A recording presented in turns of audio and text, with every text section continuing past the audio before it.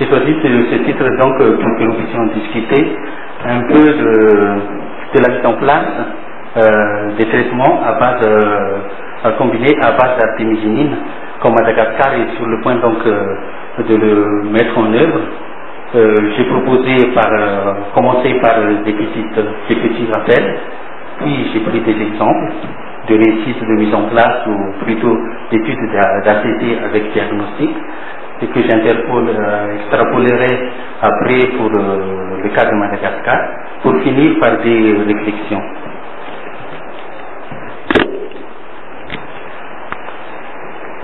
Là donc la prise en charge en fait donc de ce régime a comme objectif d'éviter l'évolution des accès palustres simples en accès compliqués ou plutôt graves, éviter plutôt la mortalité pour que la maladie ne dure pas trop longtemps et aussi pour empêcher ou limiter la transmission du paludisme. Le deuxième objectif aussi c'est de réduire le risque de sélection et de propagation des souches résistantes aux antipaludistes. Un des éléments des stratégies mondiales de lutte contre le paludisme, en fait, c'est de porter un diagnostic précoce auquel, donc, quand le palud est présumé ou confirmé, donner un traitement le plus rapidement possible et un traitement efficace. Mais dans les zones d'endémie palustre en Afrique, les pratiques courantes est plutôt de se baser à la seule suspicion clinique pour porter le diagnostic d'un paludisme. Et après, on donne plutôt un traitement qui est le plus souvent peu efficace. Comme Madagascar fait partie de l'Afrique, une définition des cas en Madagascar pour la prise en charge des cas de palud. Vous comprenez tout de suite qu'en Madagascar aussi, depuis jusqu'à maintenant, on se base plutôt sur cette suspicion clinique et est considéré comme cas de paludisme présumé, toute fièvre, en l'absence d'autres signes d'une autre maladie. Et les résultats, c'est ça. Là, donc, Sainte-Marie, c'est une petite île qui est sur la côte est malgache. C'est une zone où la transmission est continue avec recrudescence saisonnière, mais la transmission est forte. Quand on regarde les cas de palud étiquetés de SARS ou de fièvre, parmi les sujets fébriles, il y en a que 46% qui sont positifs quand on fait un diagnostic microscopique. Là aussi, Toranas c'est toujours sur la côte est, si bien que Tuamas avec 28%. Dans la ville plutôt à l'ouest, en Majenga, ça descend à 9-7%. Et tout récemment, donc, dans une étude que nous avons menée dans la commune urbaine de Tananarive, sur 100 malades, il n'y a que 2 qui sont positifs à l'examen parasitologique. Ce qui nous a amené donc à vous raconter un peu l'histoire de ce paludisme dans la commune urbaine de Tananarive. Donc, c'est ces caractéristiques. Il y a la ville haute et aussi les quartiers bas où il y a en pleine ville. Là, on est à Tananarive, Rimpucho, commune urbaine de Tananarive. Vous voyez bien les surfaces en bioriziculture. Brièvement, donc, la méthode qu'on a utilisée, c'était une enquête dans le dispensaire de la ville de Tana.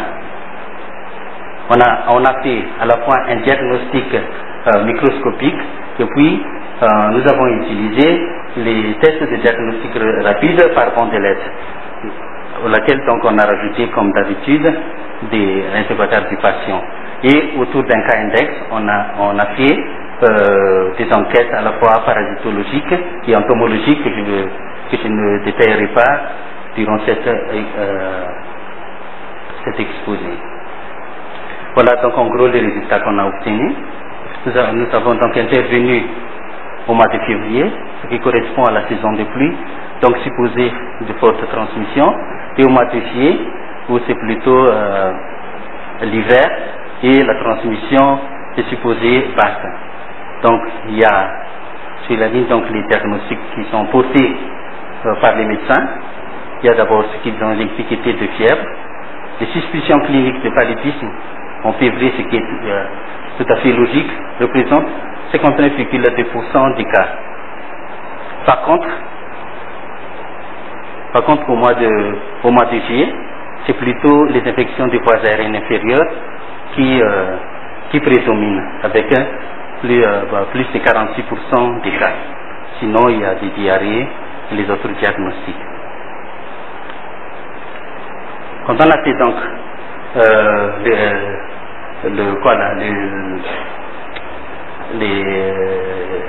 l'étude parasitologique au mois de février, sur l'ensemble des 771 sujets qu'on a vus, il y avait 15 cas de paludisme confirmés, dont avec prédominance de Plasmodium falciparum, de Plasmodium vivax et un ovalé.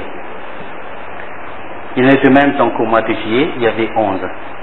Ce qu'il faut retenir, c'est que la part du paludisme qui a été dit autochtone, c'est-à-dire chez les sujets qui ont confirmé qu'ils n'ont pas séjourné hors de la ville d'Antananarivo dans le mois précédant l'enquête, il n'y avait que 2, c'est-à-dire 0,3% en février et 0,4% en juillet. Là donc c'est le traitement prescrit. Il y a une forte prescription d'antibiotiques.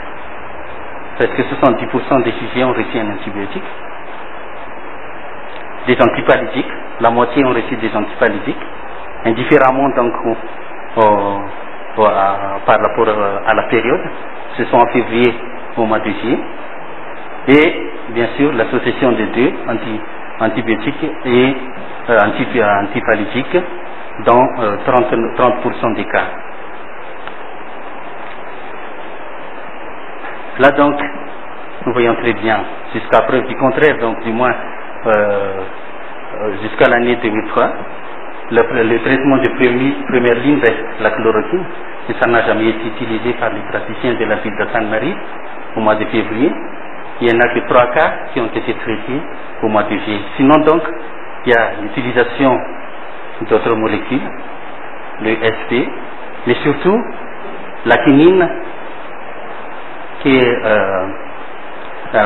utilisée donc sous forme injectable et en intramusculaire.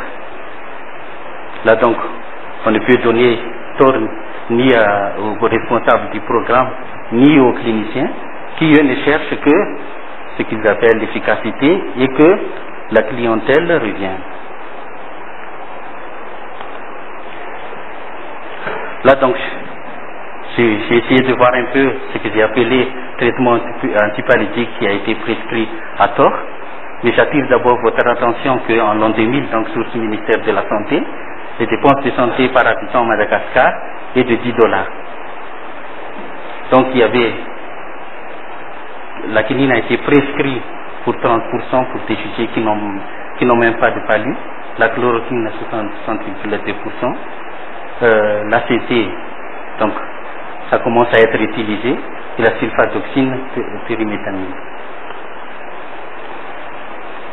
En tout donc comme problème, on peut résumer qu'il y a une utilisation en excès d'antipalytiques. La chloroquine a été relativement peu utilisée. Donc le problème c'est que pourquoi donc les gens qui opèrent en clinique ou en privé ne suivent pas la politique nationale? Peut-être le problème de la résistance. Et actuellement donc on est sur le point de passer au traitement combiné à base d'artémisinine. Et c'est justement par rapport à ça que je me suis posé des questions. Où est-ce qu'on peut trouver les ressources financières? Comment pérenniser l'utilisation de ces ACT? Comment protéger les molécules? Et enfin, est-ce que on continue à traiter les palus présumés ou plutôt passer à des diagnostics biologiques, que ce soit microscopiques ou des tests diagnostiques rapides, avant de traiter par les ACT. Donc j'ai pris là un exemple d'une étude qui a été menée dans un district du Sénégal, qui a été menée par l'IRD.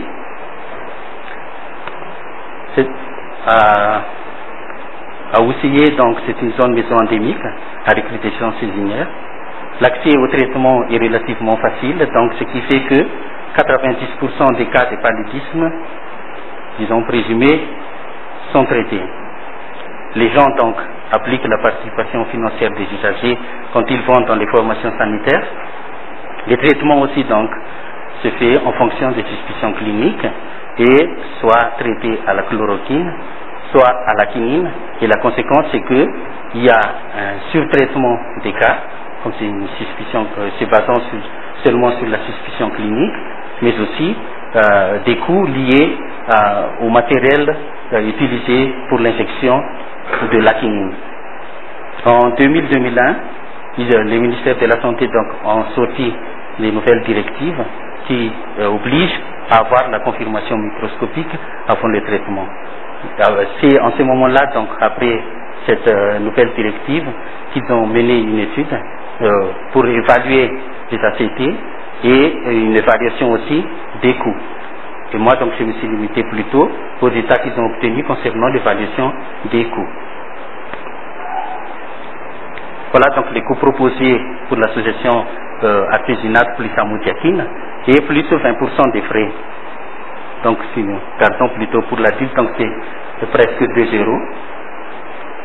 Mais bien sûr, on peut penser que si on utilise à grande échelle donc ces molécules, c'est sûr que les prix vont diminuer. Et le diagnostic par goutte épaisse, c'est à 0,3 €. Et là aussi, donc, ils ont donné les frais de consultation qui s'élèvent à 0,15 €. Excusez-moi. Donc on voit très bien que la quinine est bien sûr très efficace, la chloroquine n'est efficace qu'à moins de 50%, et surtout l'association artésunate plus amodiaquine a donné une efficacité de 95%. Le coût moyen par traitement, donc disons plutôt pour sujet les grands enfants et les adultes, la quinine c'est 3,78 €, la chloroquine 2,25 et l'artésunate plus amodiaquine 2,65 $. Donc ce coût-là a été estimé en tenant en compte tout ce qui est coût lié aux échecs thérapeutiques, les prix de seringues, les aiguilles pour les injections de la quinine, mais par contre ne prend pas en compte les coûts indirects. Le coût global donc annuel du traitement du paludisme pour les degrés douciers est estimé à 15 500 € pour l'utilisation quand on traite toutes les fièvres par la chloroquine ou la quinine en intramusculaire. Et ça descend presque à la moitié, 7 500 € si on traite plutôt les cas diagnostiqués par la chloroquine ou la quinine. Et c'est encore moins si on traite tous les cas de fièvre diagnostiqués comme paludisme avec goutte épaisse positive par artésunate plus amodiaquine. Là donc, ils ont aussi calculé les gains. Si on traite les traitements de toutes les fièvres par chloroquine ou quinine versus traitement de seules fièvres avec goutte épaisse positive par chloroquine ou chloroquine, le gain est de 50%. Si on traite plutôt avec les fièvres par artésunate plus amodiaquine, le gain est de 22,5%, toujours en comparaison avec le traitement de toutes les fièvres par quinine ou chloroquine. Si on fait maintenant les traitements des fièvres goutte épaisse positive par quinine ou chloroquine versus traitement des fièvres avec goutte épaisse positive par artésunate plus amodiaquine, on gagne toujours de 15%. À partir donc de ces résultats, j'ai pensé un peu à à toutes les possibilités pour Madagascar. Donc je me suis dit que, à la question qu'on a posée tout à l'heure sur les ressources financières, nous avons maintenant le Fonds mondial, le Global Fund, qui donc est une source de financement très conséquente, qui pourrait donc aider le pays. Et la question qu'on pose maintenant, est-ce qu'on va continuer à faire un traitement présomptif ou plutôt passer au diagnostic biologique? Moi je répondrai qu'il faut faire un diagnostic biologique puis ACT, mais le problème c'est que la microscopie, qui est la méthode de référence, est plutôt l'exception dans un pays comme Madagascar que la règle. La solution donc serait des bandelettes de diagnostic rapide. Là par exemple un diagnostic, cette bandelette qui fait la différence entre le falciparum et les autres espèces. Mais, encore un problème, c'est le problème du coût. Pour un adulte, le coût minimal donc, de la prise en charge pour un adulte de 60 kg serait de 3,5 $. Donc c'est relativement cher. Donc, comme stratégie donc, et comme défi pour les responsables de la santé et tous les partenaires à Madagascar, on peut proposer quelques stratégies. Supposons, comme il a été fait au Sénégal, contrer tous les cas présumés de paludisme avec les ACT. Bien sûr, c'est sûr que c'est une solution de facilité et c'est très facile aussi de passer dans la routine, donc ça pourrait être très efficace. Mais le problème c'est que même en termes d'efficacité, il y aura toujours un problème d'évaluation des impacts. Comme l'a dit donc notre ami Sossé hier, si on continue à traiter des cas présumés, on n'aura jamais des indicateurs objectifs pour le programme national de lutte. La peur aussi c'est que ça va coûter très cher au pays. Bien sûr, et je crois que c'est ça qui est très grave, on va continuer à sous-estimer l'importance des autres pathologies. Il faut se souvenir que nous donc médecins, nous avons aussi notre rôle à jouer. Bien sûr, le programme national définit la politique nationale, le responsable du programme national définit les stratégies, mais les médecins doivent revoir aussi la conduite, même dans le simple cabinet médical. Est-ce que nous faisons vraiment l'observation? Est-ce qu'on dépense, comme nous l'a enseigné dans la faculté, au minimum 20 minutes pour observer un malade? C'est ça la question. Parce que quand on ne sait pas un palais, ça pourrait être autre chose. Je me souviens bien quand j'étais interne à l'hôpital militaire dans Tananarive, il y avait un malade qui est arrivé avec un palu, voilà le diagnostic que le médecin a donné. Palu polychimio-résistant. Mais en fait, c'était pas un palu. Voilà, donc c'est un peu ça, donc, le problème. Mais le problème aussi, c'est que, est-ce qu'on saurait protéger les ACT? Parce qu'il y aura sûrement une pression médicamenteuse.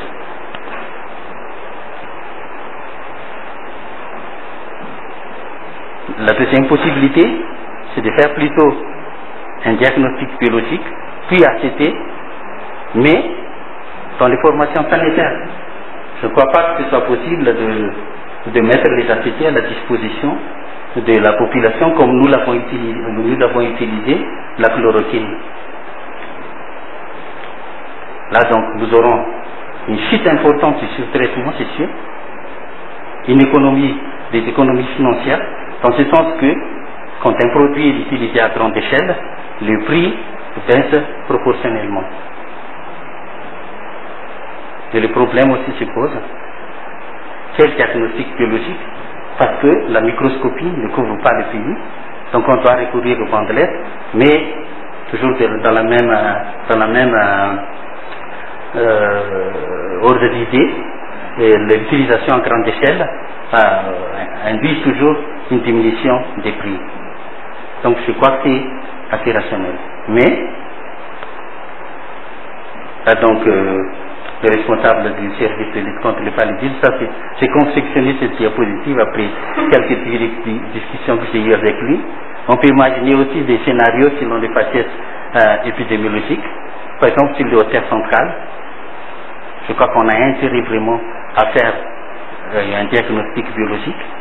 Et comme ça, on va utiliser peu d'ACT, mais surtout, on prendra en charge les autres pathologies qui ne sont pas du paludisme.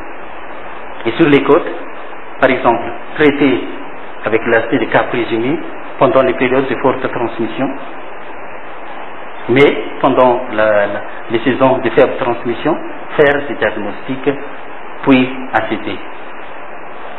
Sinon, et ça c'est un avis personnel, pourquoi ne pas mettre en place une politique provisoire en attendant l'amélioration des services de santé, l'amélioration des pratiques médicales qui reposent donc sur nous, l'ensemble des médecins qui opèrent à Madagascar, en raisonnant aussi en termes de coefficacité. Et par exemple, à l'image de certains pays, pourquoi ne pas utiliser la cifadicine, pyrimétamine plus amodiaquine. Mais comme j'ai dit tout à l'heure, c'est vraiment un avis personnel. Avant de terminer, je voudrais dire un peu, vous montrer un peu ce tableau qui montre, c'est un tableau de l'OMS qui montre un peu la période où les pays ont passé à l'utilisation de l'ACT, mais d'autres pays aussi qui sont restés sur d'autres molécules. Et en tout, donc, il y a quelques pays, surtout donc l'Afrique du Sud en tête en 2001 et les autres pays en 2004. Mais comme nous voyons, il y a encore pas mal de pays qui sont encore à des associations médicamenteuses, certes, mais sans artémisinine, et Madagascar ne figure même pas. À la conclusion, donc, je dirais plutôt que la mise en place du diagnostic est nécessaire, parce que l'important c'est plutôt quand le diagnostic est négatif, il faut penser à autre chose, à autre pathologie, car il faut toujours avoir en tête qu'il n'y a pas que le paludisme. Il faut prendre en charge correctement les autres pathologies, autres que le paludisme. Et les bonnes pratiques des médecins, du personnel de la santé pour la prise en charge du paludisme fera sûrement une tâche d'encre pour les autres programmes, et ça va apporter aussi pour les autres programmes. Sinon, il n'y a pas que les TDR et les ACT pour la lutte contre le paludisme, mais il y a d'autres moyens de lutte, dont la surveillance. Et comme il y a pas mal de médecins de Madagascar qui sont responsables du paludisme, peut-être qu'il est temps aussi de faire vivre les réseaux d'études de résistance, parce que très important, quand on met en place les ACT, il ne suffit pas d'avoir un traitement efficace, il faut suivre les molécules utilisées, il faut suivre la chimiorésistance, la chimiosensibilité. Donc c'est très important de faire vivre un réseau comme le réseau d'études de la résistance. Sur ce, je vous remercie de votre aimable attention.